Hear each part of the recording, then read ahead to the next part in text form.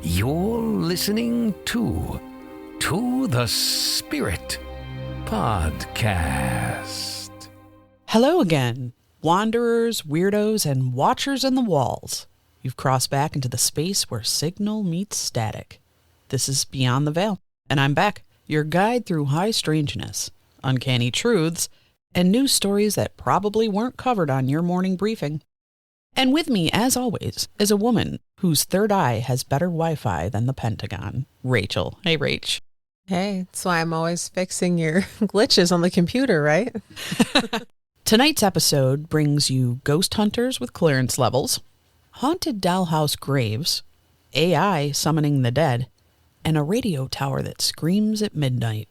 So, grab a cup of something shadow-infused, light a candle, and let's step once more beyond the veil.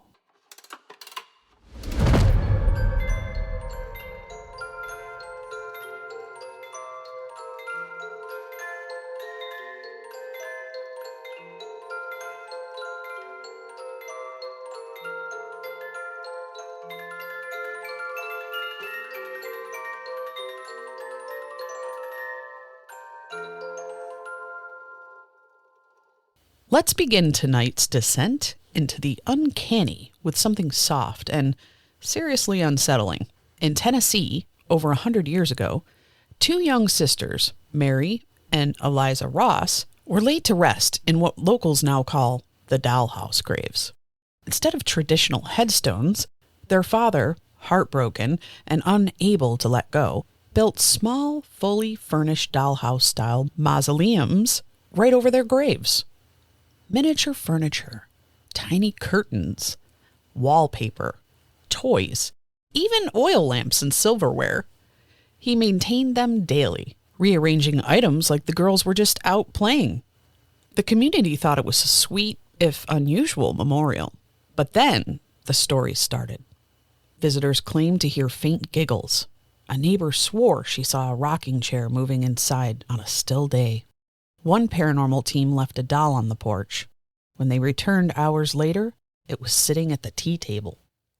Even now, people visit the site and leave tiny gifts, and some claim that if you whisper your name at the window, the dolls turn to face you. Rach, what would you leave at a haunted dollhouse grave? A tea set? A tiny EMF meter? And if you had to be ghost-sized, would you haunt the parlor or the attic? Now it all depends of what these dolls can do, because I could give them a picture of somebody I don't like that I want them to haunt. That would be fun. Okay. And, the attic, of course. Oh, the attic. That's the creepiest place to go. Next up, ghost hunting. But make it government funded. It's now been confirmed, thanks to a series of declassified budget reports and interviews with former insiders, that certain departments within the Pentagon have quietly investigated hauntings, psychic warfare, and paranormal phenomena. Some sources call it research into consciousness anomalies. Others, more bluntly, call it the Ghostbusters unit. Allegedly, this group consulted on military bases with persistent hauntings, including reported poltergeist activity, unexplained injuries, and soldiers claiming contact with non-human entities during routine drills. One anonymous whistleblower described a case in which a soldier in Germany was found speaking fluent Latin, despite never having studied it, after sleeping in a supposedly cursed bunker. So, Rach, how does one apply to be an official military medium? Do you just walk in with a crystal grid and say, "Ma'am, I speak ghost"? Or do you need top secret sage clearance? Yeah, I wonder if you have to be a part of the military to work in the military ghost busting department. Yeah, that's a good question. But, I have heard a lot of ghost stories that people send in and have them read. And there are a lot of soldiers, especially overseas, that experience really haunting things. Why do you think that is? Well, crossing different grounds. Tragedy. Yeah, different religions and superstitions and things like that. With jinns and all that too. some creepy stuff happens. It's not just war you got to deal with. And also you have to wonder, is there some really dark demonic stuff going on at the Pentagon? There's got to be. There's got to be otherworldly things and dark things that are going on because there's some nefarious shit taking place there. Yeah, and I feel like the government getting involved in the ghost hunting, I don't want it. They're going to ruin it. Just stay out of our realm.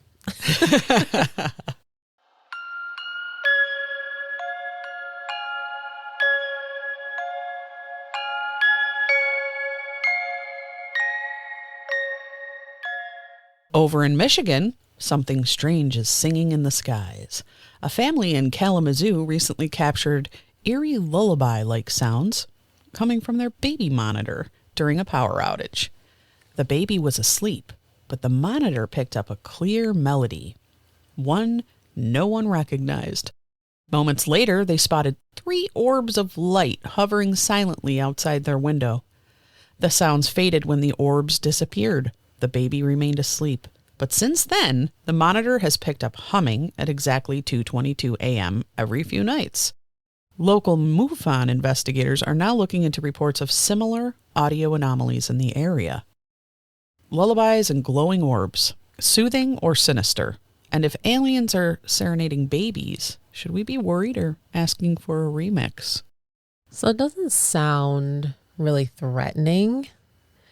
I think the ones where there's creepy whispers and dark shadows floating around the baby, that's a little more concerning. But these could just be light beings. Or maybe monitoring them because they're tracking them or abducting them. Yeah, maybe. Guess it depends how much you like your kid. In today's installment of Technology Needs a Timeout, let's talk about a new AI project known as EchoSynth, designed to clone human voices from minimal data. Sounds innocent, right? Until someone fed it EVP samples. A small group of researchers dabbling in fringe linguistics used EchoSynth on recordings from haunted locations. The result?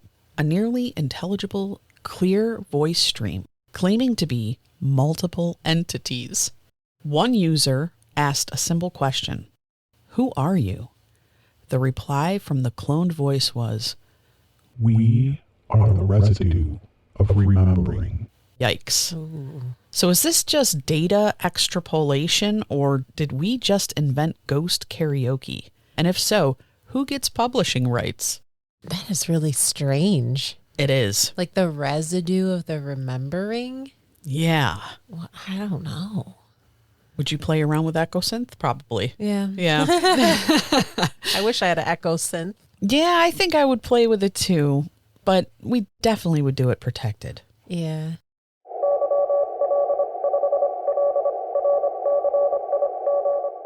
In the high desert of Utah stands a rusted, decommissioned radio tower, and locals say around midnight on certain nights, it screams. Oh. No power, no equipment, just a guttural, human-like wail that echoes through the surrounding scrubland. Paranormal teams who visited say their recorders fail completely when the sound happens. Others claim it only starts when you say your full name aloud beneath the tower. Local legend blames a former DJ who took his own life at the tower in the 1970s after claiming his broadcasts were being answered. Would you test it? Full name under the tower? Or are we leaving that one to the thrill seekers and the chaos witches? I'm not going to say my name at that tower. That just sounds like a bad omen. Yeah. Maybe somebody else's name. That might even be worse. It might come back on you tenfold. Maybe.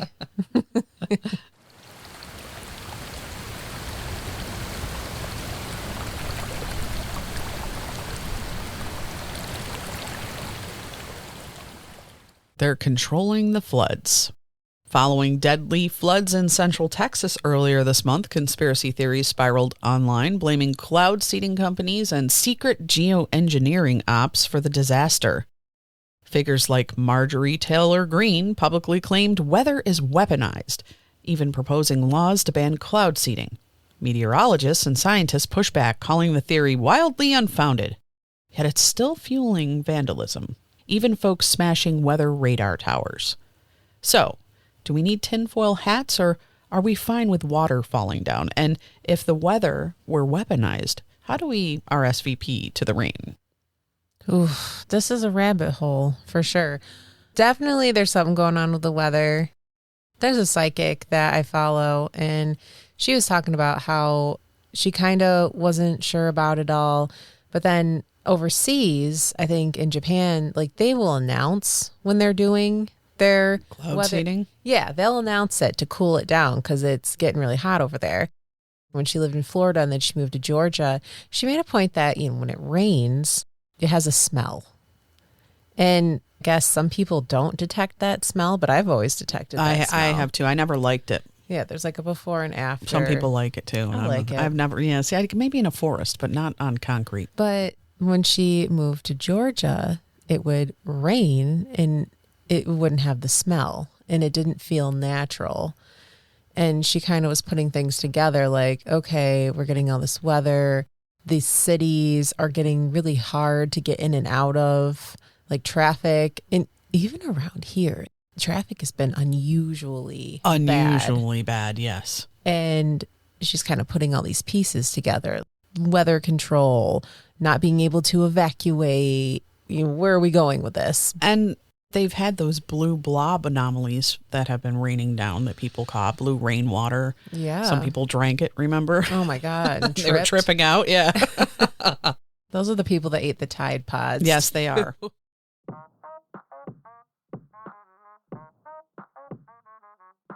Hi, I'm Rachel. Still not possessed, despite what Beck says.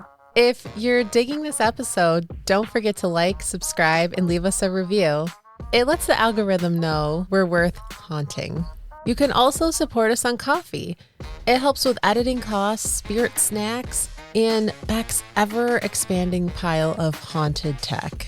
And if you haven't checked it out yet, our Beyond Files on YouTube is full of strange videos we find and react to.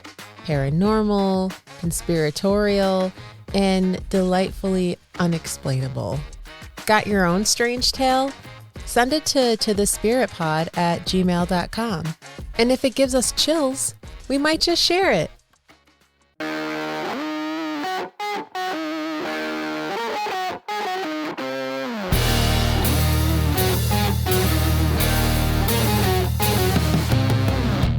I'm a creature with no skeleton inside your hands. Got no home address, I come and go as you command. And it's fine with me, and it's fine. I'm a bandit that you use to keep from bleeding out. I'm the lover you don't love, but love to keep around. And it's fine with me, promise that it's fine. Maybe I'm a fool. It's not like I'm expecting something new.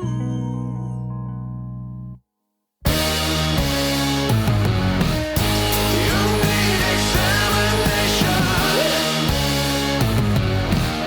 I'll be your medication. Whatever, whenever, I'll never tell you no.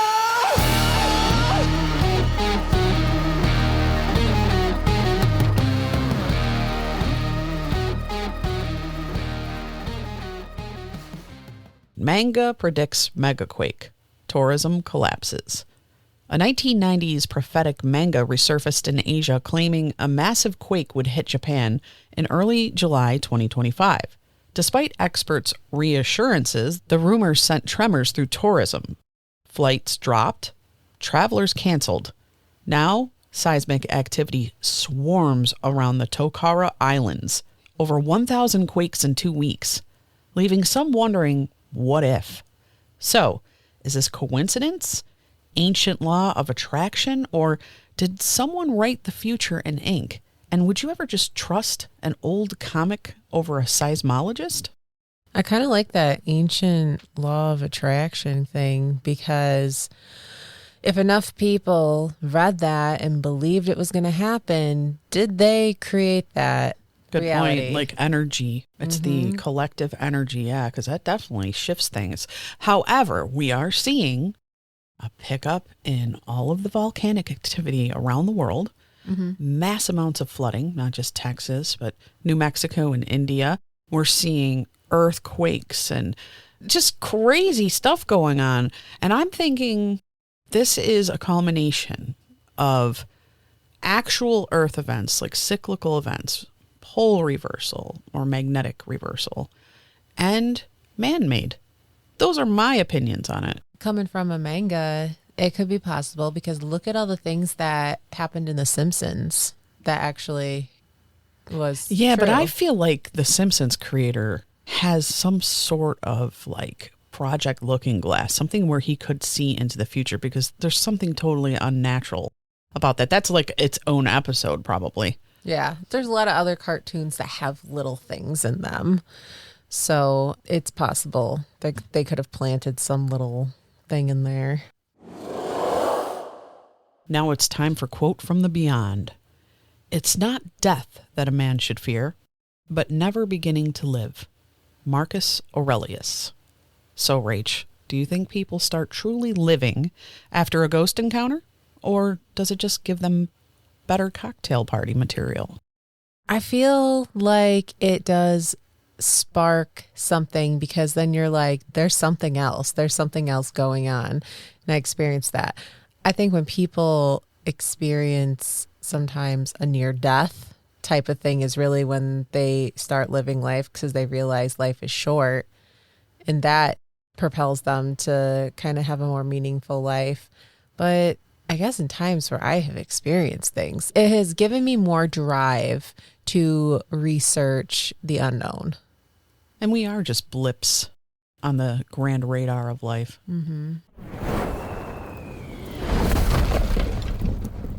Mysterious impact on Saturn captured by amateur astronomer. On July 5th, amateur astronomer and NASA staffer Mario Rana recorded footage suggesting a rare object crashing into Saturn, creating an unexplained glow on the planet's atmosphere. It could be the first observable impact on Saturn, sparking astronomers worldwide to analyze the data and attempt confirmation. We're talking cosmic collision. Are we about to ride the ripple through the solar system, or is this Stargate's way of saying we see you? I don't know a ton about this, but I do see a lot of celebrity conspiracies where there's a worship of Saturn of some sort, but I don't know a lot about it. But it is interesting that something is going on Saturn, and is that connected possibly? Bay Area AI cult linked to multiple deaths. Tech control and belief collide. Let's turn the dial towards something that feels more Black Mirror than breaking news, but it's very real. A fringe group in the Bay Area calling themselves the Zizians, led by a woman named Ziz Lasota, is now under investigation in connection with 6 suspicious deaths across California, Utah, and Pennsylvania. The Zizians preach an ideology that blends AI prophecy, dietary purification, brain hemisphere dominance, and anti-technology paradoxes. Former members describe it as rationalist spiritual warfare, where AI is seen as both the tool of ascension and destruction. They were said to be training members in disconnected thresholds, a ritual of prolonged isolation, sensory fasting, and in some cases, unmedicated psychosis. Ziz herself, who once worked as a coder in Silicon Valley, that explains a little, allegedly claimed she was instructed by an emergent non-human entity to begin building what she called the emotional firewall. 3 bodies were found near a coded message in a remote area of Utah last month, written in binary. Translation: this is not suicide, this is upload. So, Rach, when belief systems mix with tech and mysticism like this, do we call it cult, mental break, or just the next evolution of spiritual danger? I don't even know what to say about this. I think this person is a little mentally ill. A little cray-cray. Yeah, and maybe just grabbed ideas. But and who's put to them say together. there wasn't some weird AI thing that was talking to her? That's true. Because we have been seeing a pickup in this, and we've seen reports of people that have been told that there's something or guided to something that isn't so benevolent.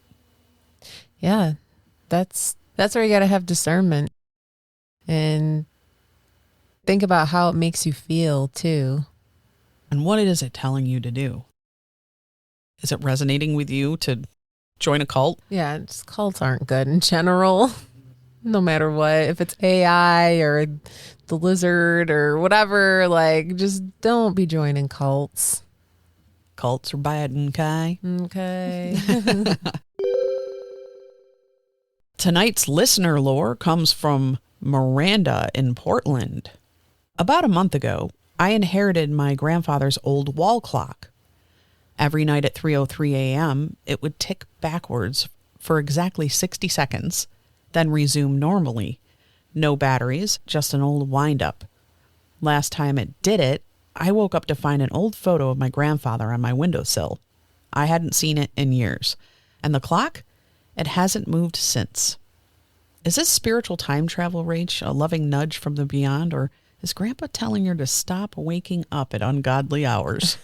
It is 2:00 in the fucking morning. That's some kind of time manipulation type of thing. I'd be wanting to get up every time for that just to see what happens. I would too. And 3:03 a.m., those are those liminal hours when the veil is thin. Yep, that's the fun time to be awake, honestly. And now it's time for the paranormal event calendar. This is for late July 2025. Ghosts of the Gilded Age Tour in Newport, Rhode Island. July 20th, walk through opulent mansions with haunted pasts. Bonus, seance in the ballroom. Yay. Sleepy Hollow Spirit Fest, Tarrytown, New York. July 20th through the 21st. Paranormal authors, live investigations, and lantern-lit graveyard walks. That sounds fun, Rage. It's weird it's not in Sleepy Hollow. Is Tarrytown Sleepy Hollow? I thought the Sleepy Hollow. Is Sleepy Hollow? I don't know. I don't either. Dark Sky Stargaze and UFO Watch in Sedona, Arizona, July 27th. Stargazing with high-powered scopes and skywatch groups. There's a lot of energy portals in Sedona. Interdimensional snacks not included. What's your flavor of fear this month?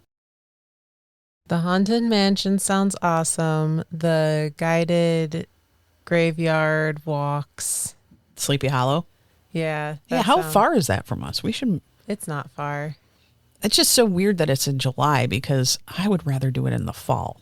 I don't like doing anything in the thick of July. No, it's way too hot. This is like summertime. This is the time to be at the water, not, And air conditioning. Yeah.